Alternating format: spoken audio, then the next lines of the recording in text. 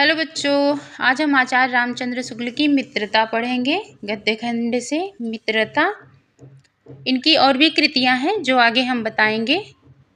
सो बच्चों, जैसा कि चैप्टर का नाम ही है मित्रता, तो आप भी अपनी मित्रता दिखाइए। अगर आपको ये वीडियो अच्छी लगे तो अपने मित्रों में भी इसको शेयर करिए। सो हम रामचंद्र शुक्ल के बारे में थोड़ा पढ़ लेते हैं। इनका जन्म हुआ था 4 अक्टूबर 1884 ईस्वी। इनका जन्म स्थान था अगोना, बस्ती, उत्तर प्रदेश। इनके पिता थे चंद्रवली शुक्ल।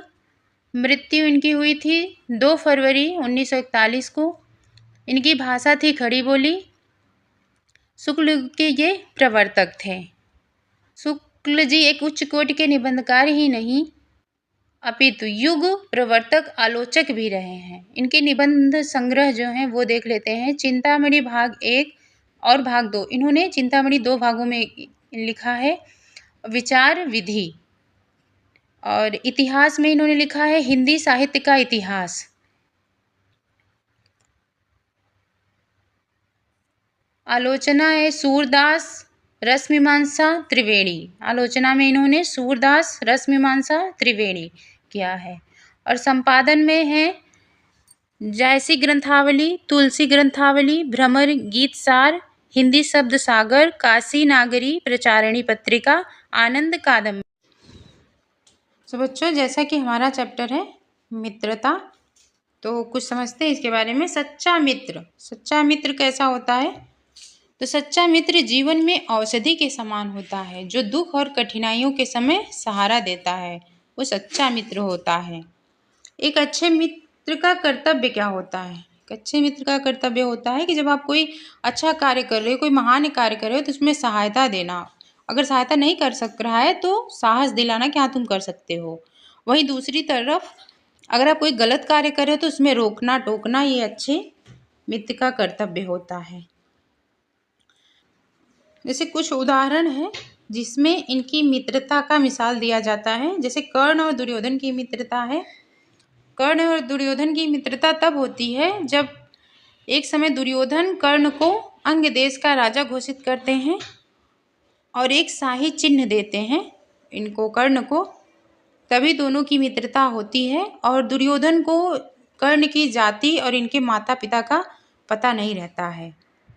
और सुदामा और कृष्ण की मित्रता, सुदामा और कृष्ण की मित्रता तब होती है, वो बचपन से ही मित्र रहते हैं। मतलब इनकी मित्रता से हमको ये सीख मिलती है कि कभी भी किसी दोस्त के साथ धोखा नहीं करना चाहिए, क्योंकि दोस्त हमारे लिए ईश्वर के समान होता है। ये सुदामा और कृष्ण की मित्रता में हुआ। और एक है जम्मू शेख और अलगू चौधरी। ये दोनों अपोजिट कास्ट के थे।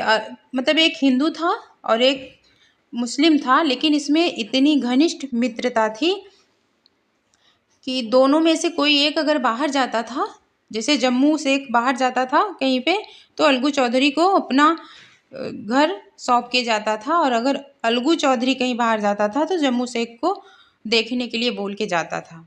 तो इस तरीके से इनकी मित्रता अभी तक जानी जाती है।